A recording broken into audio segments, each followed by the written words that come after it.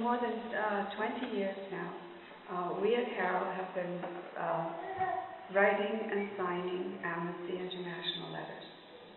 And for me, it feels like a collective act of faith, because we very seldom receive a reply or any kind of indication that our letter has had any effect anywhere. But we keep writing them and sending them out, and we'll do it again next week.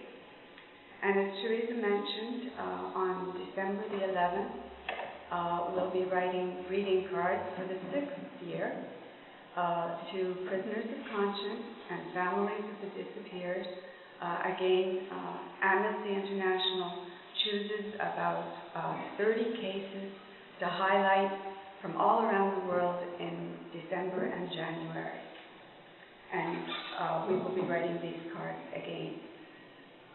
That reminded me of a night last January when Ed and I came to the church to the amazing gourmet dinner of the month, and Roger Ross was waiting to tell me that he had actually received a reply from a young man in the Ukraine. And just to give you a little bit of background about that, Alexander had been detained in 2001.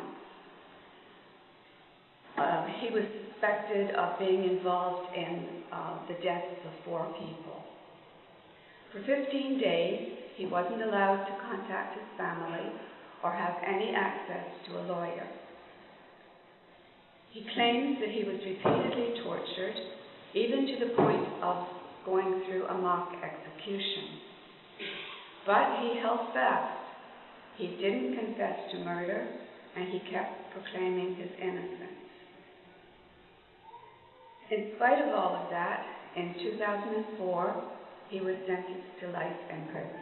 Now, I felt really excited that we had actually had a reply. And if I could feel like I was walking on air just from that, how must Alexander have felt when he got that card from Roger? When we got home, I went to the Amnesty website to report that we had indeed had a reply to one of our cards. And I found a message from Alexander's mother.